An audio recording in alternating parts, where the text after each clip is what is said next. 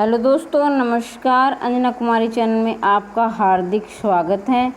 मैं कामना करती हूँ कि आप लोग स्वस्थ रहें, तंदुरुस्त रहें, दिन दोगुनी रात चौगुनी उन्नति करते रहें। अगर आपको टीचर से संबंधित जानकारी प्राप्त करनी है या प्रीवियस ईयर पेपर करना चाहते हैं तो चैनल को सब्सक्राइब करें, बेल आइकन को दबाना ना भूलें ताकि मेरे द्वारा डाली गई हर वीडियो का नोटिफिकेशन आप तक पहुँच सके और अपने दोस्तों तक अवश्य शेयर करें ताकि ज़्यादा से ज़्यादा बच्चे इसका फ़ायदा उठा सकें। आज हम जो 3 जुलाई का जो D+B का जो पेपर हुआ था हिंदी PGT फीमेल का, उसको हम सोल्व करेंगे। देखिए कौन से प्रश्न आए हैं। इतना मुश्किल पेपर नहीं है, पेपर अच्छा था, इतना मुश्किल था नहीं। मुंशी प्रेमचंद के गोदान उपन्यास में मुख्य पात्र का नाम क्या था? मुंशी प्रेमचंद का पहली बात तो ये है कि गोदान उपन्यास किसका है, तो गोदान उपन्यास है मुंशी प्रेमचंद का। एक क्वेश्चन तो यहाँ बन जाता है हमारा। तो गोदान के बारे में हम देखते हैं कि जो गोदान उपन्यास है वो कृषक जीवन का महाकाव्य भी माना जाता है, कहा जाता है उसको। तो ये गोदान उपन्यास, वैसे तो ये उपन्यास है लेकिन इसको ग्रामीण जीवन का महाकाव्य कहा जाता है। अब ये देखिए, ये ग्रामीण जीवन, क्योंकि ये सारा उपन्यास है जो होरी के जीवन के इर्द गिर्द किस प्रकार वो संघर्ष करता है और किस प्रकार उसका शोषण किया जाता है और उसे जो गाय का जो सपना उसे पालने का, वो कैसे पूरी ज़िंदगी वो इसी तरह से कृषक जीवन की त्रासदी झेलता रहता है। तो इस बारे में ये उपन्यास है। इसका मुख्य पात्र है होरी।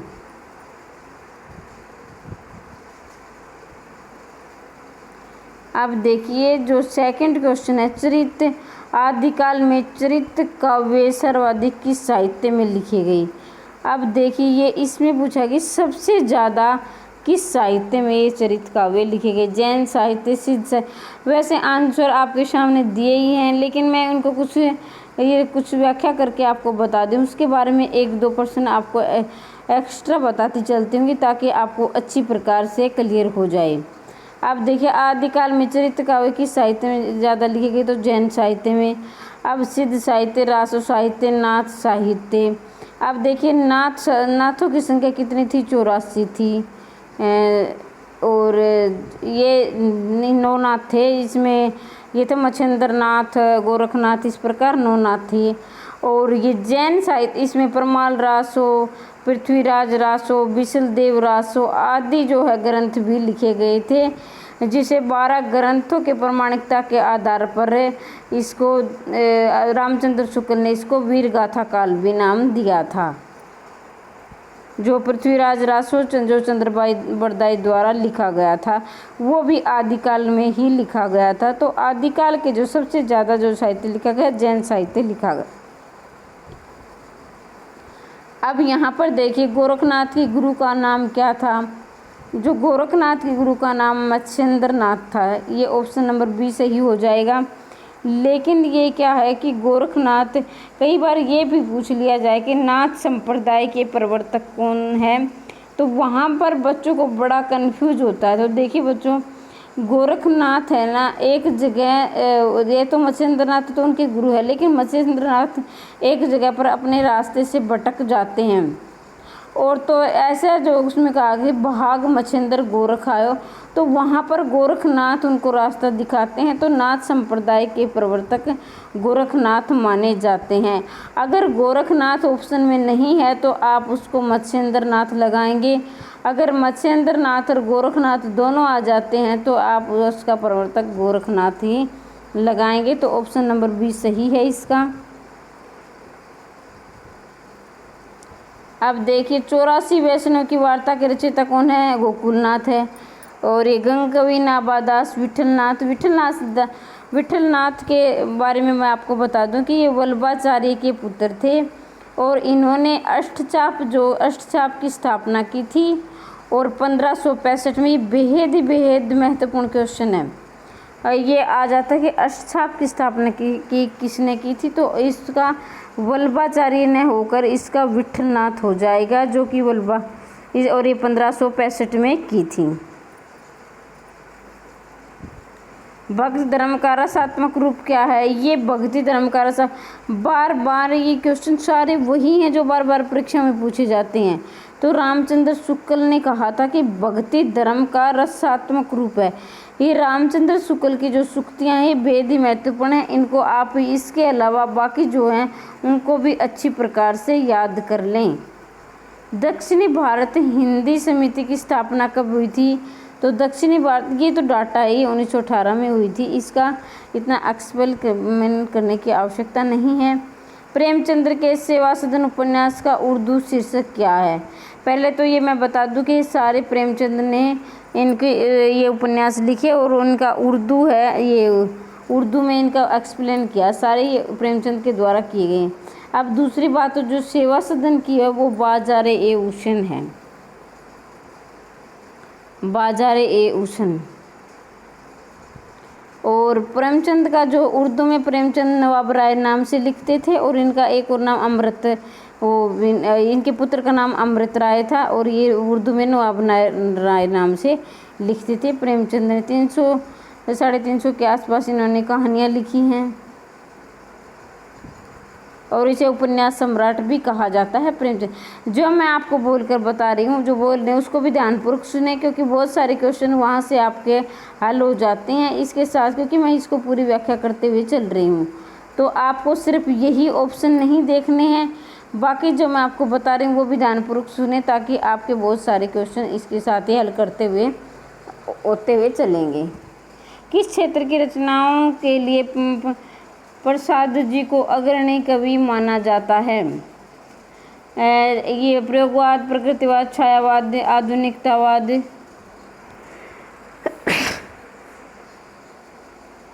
किस क्षेत्र की रचनाओं के लिए प्रसाद जी को अग्रणी कवि माना जाता है? आप सभी जानते हैं कि छायावाद के 4 आधार स्तंभ थे: जयशंकर प्रसाद, सुमित्रानंदन पंत, महादेवी वर्मा, निराला। लेकिन अगर आपसे आमतौर पर पूछा जाए कि छायावाद के प्रवर्तक कौन है, तो जयशंकर प्रसाद लगाओगे। और नंदुलारे वाजपेयी ने किस कवि को माना है छायावाद का प्रवर्तक, तो भी आप जयशंकर प्रसाद लगाओगे। अगर आप इसका बाद नंदुलारे वाज तो सुमित्रानंदन पंत लगाओगे। और रामचंद्र शुक्ल ने किसको छायावाद का प्रवर्तक माना है, तो मुकुटधर पांडे लगाओगे। तो छायावाद के 4 आधार स्तंभ है। सबसे पहले है जयशंकर प्रसाद, और ये सुमित्रानंदन पंत, महादेवी वर्मा, निराला। अगर वैसे पूछा जाए तो छायावाद के प्रवर्तक जयशंकर प्रसाद, और इलाचंद्र जोशी ने माना जयशंकर प्रसाद को, और सुमित्रानंदन पंत को माना नंदुलारे वाजपेयी ने। और ये आ जाता है कि मुकुटधर पांडे को किसने माना, तो रामचंद्र शुक्ल ने। और छायावाद की जो एकमात्र जो कवित्री थी वो महादेवी वर्मा थी। तो इसके साथ साथ मैंने छायावाद के बारे में पूरा आपको बताया, इसको भी याद रखें। निम्न कहानियों में से कौन सी कहानी आज्ञे की नहीं है, तो ये बाकी जो ये शरणार्थी भी पता, कोठरी की बात है, और पक्षी और दीपक। जो पक्षी और दीपक ये आज्ञे की कहानी नहीं है, बाकी जो कहानियाँ हैं वो आज्ञे की है। अब देखो इनको कैसे याद कर दे, मैं थोड़ा सा एक्सप्लेन कर देती हूँ, थोड़ी सी आपको ट्रिक बता देती हूँ। जैसे कोठरी की बात, अब देखिए जो बात कोठरी में होती है यानी गुप्त रूप में होती है, तो वो आगे का मतलब होता है जिसको हम नहीं जानते हैं। तो वो कोठरी की जो बात होती है, जो अंदरूनी बात होती है, उसको हम नहीं जान पाते हैं, तो कोठरी की बात यहाँ पर आज्ञे। क्या पता किसी ने कोठरी में क्या बात की है। शरणार्थी, जो शरणार्थी होते किसी की शरण में आए हुए होते, तो वो भी आज्ञे होते हैं, यानी उनकी बात भी आज्ञे होती है। विपथगा, ये इस प्रकार ये सारी, इनको ट्रिक के साथ साथ कुछ लिंक करते हुए आप याद करोगे तो जल्दी याद हो जाएगा। बाकी इतने मुश्किल है नहीं, इसको बार बार आप रिपीट करें, बार बार इस वीडियो को देखें तो आपको अच्छी प्रकार से याद हो जाएगा। मानक देवनागरी वर्णमाला कब प्रकाशित हुई? अब देखिए मानक वर्णमाला कब प्रकाशित हुई, ये हुई थी 1966 को, जब हमारा हरियाणा कब बना था 1 नवंबर 1966 को, तब मानक देवनागरी जो है वर्णमाला प्रकाशित हुई थी। अब देखिए वर्णमाला में पूछ लिए जाते हैं कि कुल कितने वर्ण हैं, तो वहाँ पर भी बच्चे बहुत ज़्यादा कंफ्यूज होते हैं। तो मैं आपको बता दूं कि जो वर्णमाला में है कुल 52 वर्ण है। कुल कितने हैं? 52 वर्ण हैं। और इसमें 11 स्वर होते हैं, 33 व्यंजन होते हैं। बाकी जैसे 2 अयोग वा हो गया और इत्यादि आते हैं।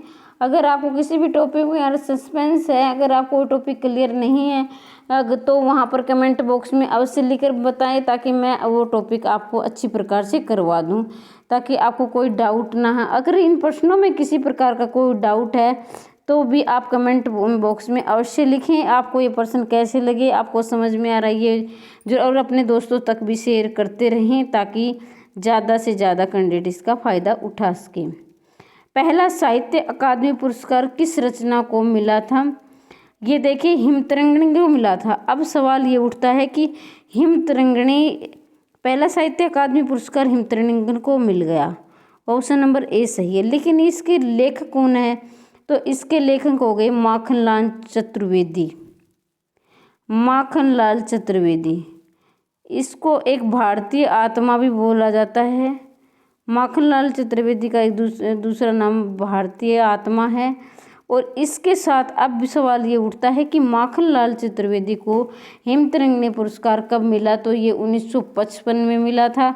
इस बात का भी ध्यान रखें। और ये पहला हिंदी का साहित्य अकादमी पुरस्कार था।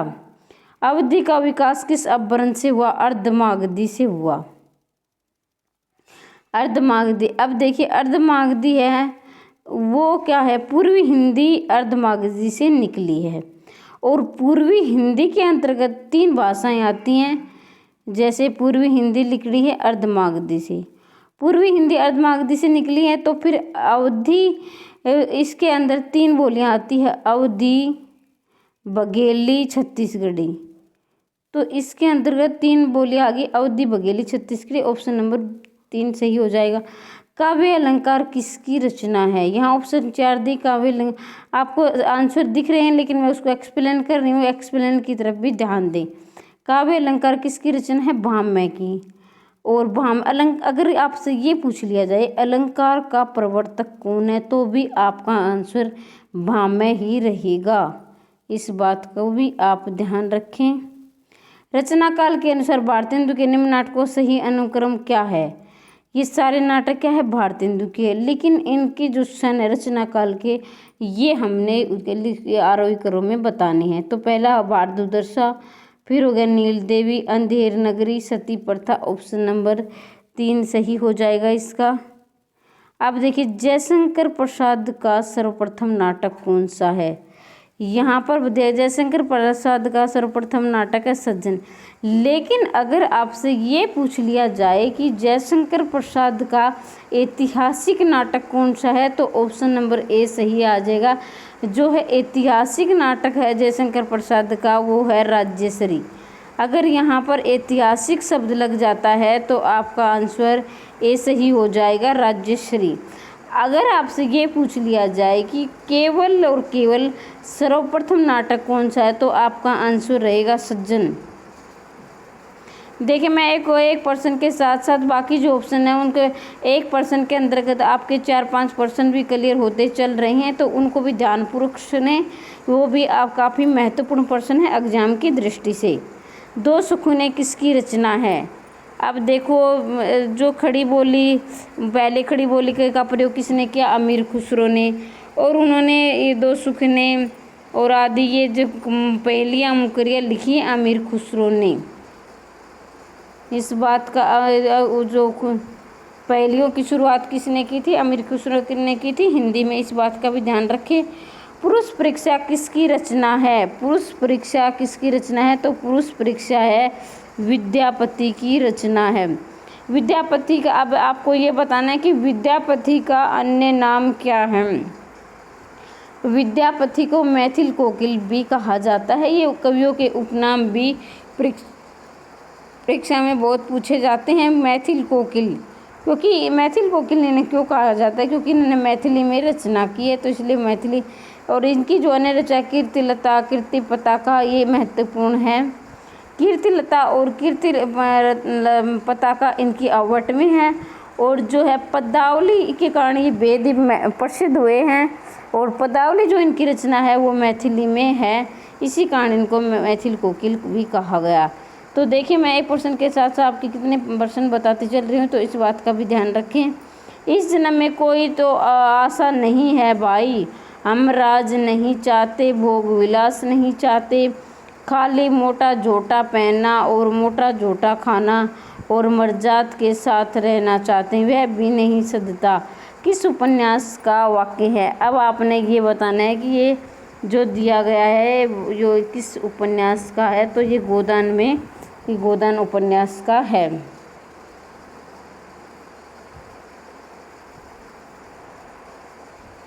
अब देखिए आगे, हम कौन थे, क्या हो गए, क्या होंगे अभी, आओ विचारें आज मिलकर ये समस्याएं सभी।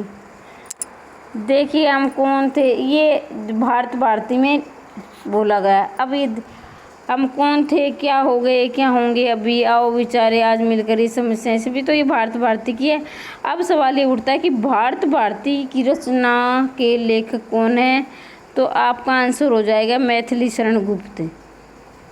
अब देखिए मैथिली शरण गुप्त का अन्य नाम पूछ लिया जाता है या उपनाम पूछ लिया जाता है, तो मैथिली शरण गुप्त का जो उपनाम है वो है राष्ट्र कवि मैथिली शरण गुप्त। अब देखो इनका नाम राष्ट्र कवि किसने रखा? तो इनका राष्ट्र कवि किसने बोला?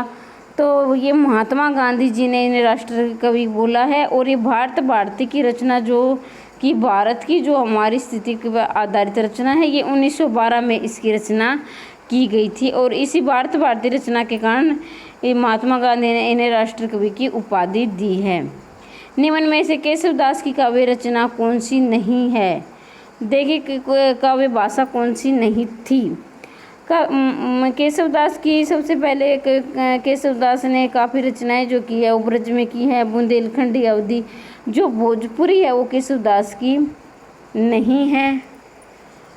अब आपसे ये पूछ लिया जाए कि रेती काल का प्रवर्तक कौन है? तो आपका आंसर होगा केशवदास। रीतिकाल का प्रवर्तक केशवदास को कहा जाता है। तो यहाँ पर हमारा एक पोर्शन कंप्लीट होता है। अब हम नेक्स्ट पोर्शन में चलते हैं। मानुष प्रेम भय बैकुंठी किसकी पंक्तियाँ हैं? देखिए ये लोकोक्तियाँ पंक्तियाँ बेहद महत्वपूर्ण होती हैं। कई बार हम इनको इग्नोर कर देते हैं, इनको प्रश्न तो याद कर लेते हैं लेकिन इनको नहीं करते हैं। तो मैं बता दूं आपको ये महत्वपूर्ण, इनको भी करें। और जो रामचंद्र शुक्ल ने जो उक्तियाँ बोली है वो तो बेहद ही महत्वपूर्ण, उनको तो आप बिल्कुल भी ना छोड़े। वो हर एग्जाम में 2-3 उनकी पंक्तियाँ पूछ ली ही जाती हैं। तो देखिए मानुष प्रेम बैकुंठी ये है जायसी की पंक्तियाँ है। इन पंक्तियों को आप उनका अर्थ न जानकर आप उसके ट्रिक के द्वारा यानी कुछ लिंक करके, हमें तो क्या एग्जाम में नंबर लेने हैं, तो अगर हमें एग्जाम में अच्छे नंबर लेने हैं तो उनको ट्रिक के द्वारा याद रखें। यशपाल ने अपनी कहानी खच्चर और आदमी में क्या बताया है? अब सबसे पहला प्रश्न तो ये भी पूछ लिया जाए कि आपसे कि कहाँ खच्चर और आदमी, अगर आपसे ये पूछ लिया जाए खच्चर और आदमी किसकी रचना है तो आप कहेंगे यशपाल की। अब ये पूछा जाए कि खच्चर और आदमी में क्या बताया गया है, तो इसमें आपका ऑप्शन नंबर 3 सही है। जो अपने को परिस्थितियों में ढाल लेता है वही बच पाता है। कहने का अनुसार है कि जो परिस्थिति जैसी भी परिस्थिति है आदमी को उसके अनुसार ढलना पड़ता है और जो उसके अनुसार ढल जाता है वो कामयाब हो जाता है, अपने आप को बुरी परिस्थितियों से बचा लेता है। प्रसाद जी के कंकाल उपन्यास में किसका वर्णन है? अब यही प्रश्न कि कंकाल उपन्यास किसका है, तो कंकाल उपन्यास आप कहेंगे जयशंकर प्रसाद का है। कंकाल उपन्यास किसका है? जयशंकर प्रसाद का है। और उसमें किसका वर्णन है? उसमें सामाजिक बंधनों की विषमता और व्यक्ति की सहज प्रवृत्तियों का वर्णन है। बैर क्रोध का आचार या मुरबाई, ये तो बेहद ही बेहद महत्वपूर्ण है क्योंकि बैर क्रोध का आचार या मुरबाई किसने बोला है? रामचंद्र शुक्ल ने। अभी मैं बार बार बताती हूँ आपको कि रामचंद्र शुक्ल की जितनी भी उक्तियां हैं उसको आप बिल्कुल ना छोड़ें। उन्होंने जितनी भी पंक्तियां बोली है वो एग्जाम की दृष्टि से बेहद महत्वपूर्ण, हर एग्जाम में 2-3 तो पूछी जाती हैं, तो उनको आप इग्नोर ना करें।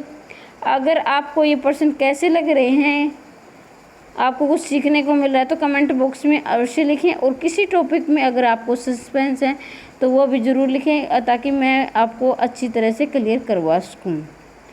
हिंदी में पत्रात्मक प्रविधि का पहला उपन्यास कौन है?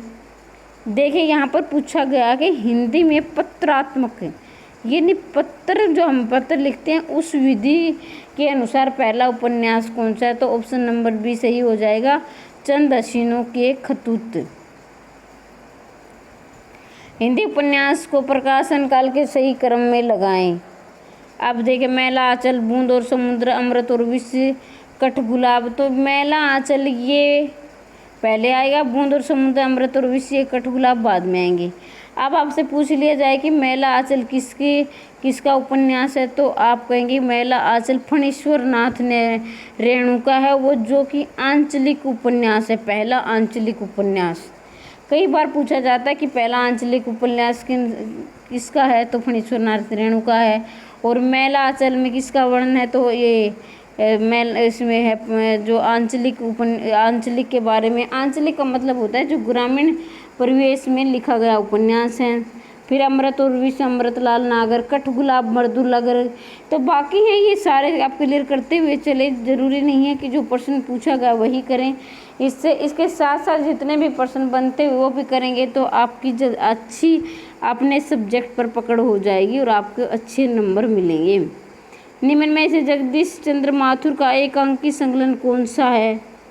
अब एकांकी संकलन पूछा गया है जगदीश चंद्र माथुर का, भोर का तारा जगदीश चंद्र माथुर का एकांकी संकलन है। राजा भोज का सपना किसका? शिव प्रसाद सितारे हिंद का।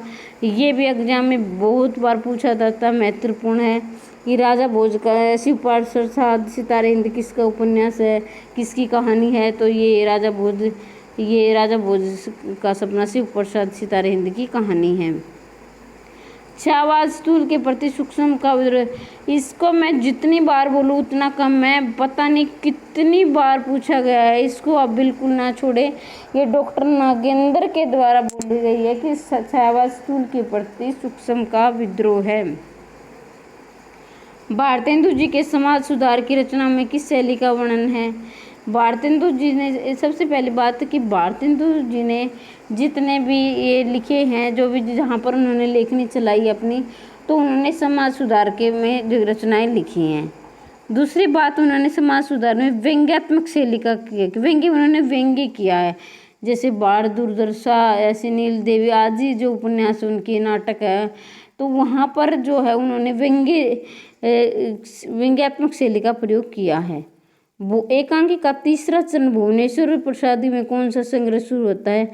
एकांकी का तीसरा चरण भुवनेश्वर प्रसाद में ये कारवा के उसमें संग्रह में शुरू होता है। तो इस बात का भी आप इसको भी याद रखें। साहित्य लोचन का लेखक कौन है? साहित्य लोचन के लेखक बाबू श्याम सुंदर दास। ऑप्शन नंबर ए सही हो जाएगा इसका। भावों की भिड़ंत में एक लेख किस पत्रिका में छपा था? भावों की भिड़ंत शीर्षक से एक लेख प्रभा पत्रिका में छपा था। अब देखिए, हंस पत्रिका किसकी है? हंस पत्रिका के जो संपादक थे, सबसे पहले इसमें प्रेमचंद ने इसकी शुरुआत की थी, लेकिन उनकी मृत्यु के बाद इसको राजेंद्र ने इसको आगे बढ़ाया था। और इस प्रकार ये बाकी जो है इनको भी आप याद करते हुए चलें। निम्न में से क्या मैथिली शरण गुप्त की काव्य की विशेषता नहीं है? देखिए, मैथिली शरण काव्य की विशेषता बाकी तो है लेकिन एक नहीं है, खड़ी बोली का प्रयोग। तो मैथिली पे सबसे पहली बात बता दूं कि मैथिली शरण गुप्त आधुनिक युग के कवि थे, और आधुनिक युग में भी किसके थे? द्विवेदी युग के। अब पूछ लिया जाए कि द्विवेदी युग के प्रवर्तक आपसे तो महावीर प्रसाद द्विवेदी इसके प्रवर्तक थे द्विवेदी युग के। उसके बाद आते हैं मैथिली शरण गुप्त। और मैथिली शरण गुप्त काव्य की जो विशेषता है, खड़ी बोली का प्रयोग आधुनिक युग में किए होने लगा था। मात्रिक छंद इति वर्तात्मक था, लेकिन ये नहीं था संस्कृत वर्तों का प्रयोग। निम्नलिखित में उपन्यास में कौन सा उपन्यास अयोध्या सिंह उपाध्याय अरियोध का नहीं है? आप देख, अधिक खिला फुला भी है, ठेठ हिंदी का ठाठ है, वेनिस का वाका भी है। तो इनका जो है रसिक लाल जो है उपन्यास, ये अयोध्या सिंह उपाध्याय का नहीं है। अब देखिए एक बात मैं बता दूं, अयोध्या सिंह उपाध्याय के बारे में बहुत पूछा था कि खड़ी बोली का पहला महाकाव्य कौन है। तो खड़ी बोली का अगर पहला महाकाव्य आपसे पूछ लिया जाए तो वो है प्रिय परिवास। ये वेद एग्जाम में बहुत बार पूछा गया, इसको आप बिल्कुल ना छोड़े, इसको अवश्य याद रखें। प्रिय प्रवास है वो खड़ी बोली का पहला महाकाव्य है। और अगर पूछ लिया जाए खड़ी बोली का पहला जो है वो कवि, तो इसका मतलब ये होगा कि उसका आंसर होगा अयोध्या सिंह उपाध्याय हरिओद। नारायण नारायण साधु नर साधना, इंद्र पद ने भी किसी की शुभराधना, बोल उठी नारद की वल्ली गगन में, जा रे धूम घूमने वे गंगा तीर वन में। किसकी पंक्तियां हैं? ये पंक्तियां हैं मैथिली शरण गुप्त की। हरिओद, ये बाकी जो ऑप्शन इनको भी आप याद रखें। हरिओद, सूर्यकांत त्रिपाठी, नीला, इनके बारे में भी देख ले। ताई का लेखक कौन है? ताई कहानी के लेखक है विशंबर नाथ कौशिक। बाकी मन्नू भंडारी, राजेंद्र यादव, वृंदावन वर्मा, ये भी एग्जाम की दृष्टि से महत्वपूर्ण है। निम्न विकल्प में कुछ जीवनियाँ उनके लेख जोड़ दिए गए, बताएं इनमें कौन सा जोड़ा गलत है। तो यहाँ पर मैं एक बात बता दूँ आपको, जब भी आप इस प्रकार के प्रश्न करें तो आप इस बात का विशेष ध्यान रखें कि उसमें सही पूछा गया या गलत। क्या होता है कि हमें एग्जामिनर भटकाने के लिए जोड़ा गलत है, असत्य है, अशुद्ध है, इस प्रकार के लिख देता है। और हम क्या करते हैं, आते हुए प्रश्न को जल्दबाजी में क्या इतने उतावले हो जाते हैं कि तो बिल्कुल सरल पूछ लिया और हम वहाँ पर गलत आंसर लगा देते हैं।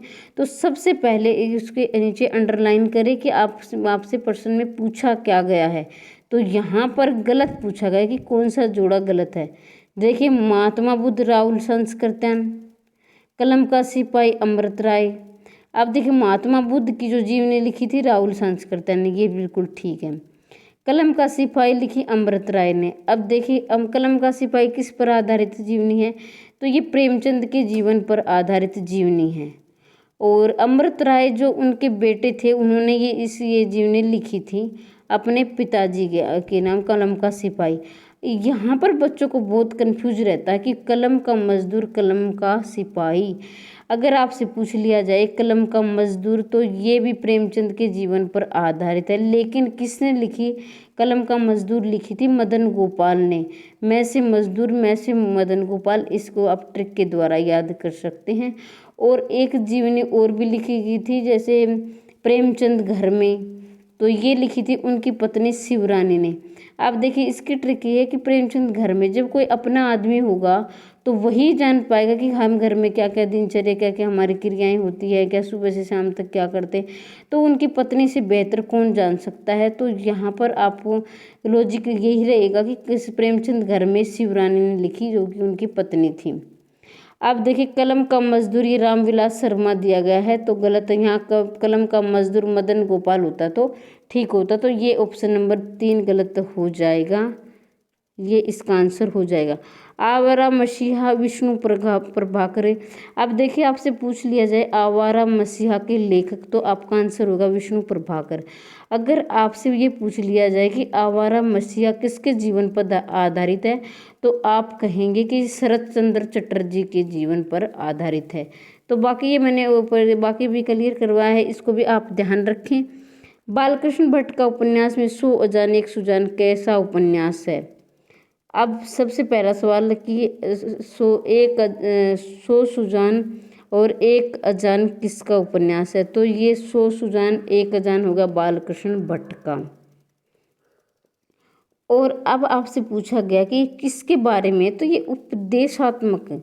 उपदेश, ऑप्शन नंबर बी ठीक हो जाएगा। उपदेशात्मक मतलब तो किसी को उपदेश देना, किसी को अच्छी बातें सिखाना, ये नहीं होगा। ये दुखिनी बाला किसका नाटक है? दुखिनी बाला राधा कृष्ण का नाटक है। देखिए अब देखिए इसकी ट्रिक देखिए, दुखिनी बाला यानी आप होगी दुखिनी। दुखिनी कौन बाला थी? तो जो राधा थी वो दुखिनी बाला थी, यानी अपने आप को दुख महसूस करिए। ट्रिक है, मैं वैसे कोई बता नहीं रही हूँ, वैसे ट्रिक है, इसको याद करने का तरीका बता रही हूँ कि दुखिनी बाला को थी, राधा थी। तो यहाँ पर हमारे 2 पोर्शन पूरे होते हैं, वीडियो लंबी हो जाएगी, इसलिए हम आज इतना ही करेंगे। अगर आपको इसी प्रकार के और प्रश्न प्राप्त करने हैं तो चैनल को सब्सक्राइब करें और लाइक करें, बेल आइकन को ज़रूर दबाएं ताकि मेरे द्वारा डाली गई हर वीडियो का नोटिफिकेशन आप तक पहुंच सके। अपने दोस्तों तक अवश्य शेयर करें। ये प्रश्न कैसे लगे वीडियो में कमेंट करके अवश्य बताएं। बाकी जो पोर्शन है वो हम कल करेंगे। आज वीडियो आकर तो आज भी लेते, लेकिन आज वीडियो लंबी हो जाएगी, इसलिए आज हम यही तक करते हैं। बेस्ट ऑफ लक, आपका सिलेक्शन श्योर हो ऐसी मैं कामना करती हूँ।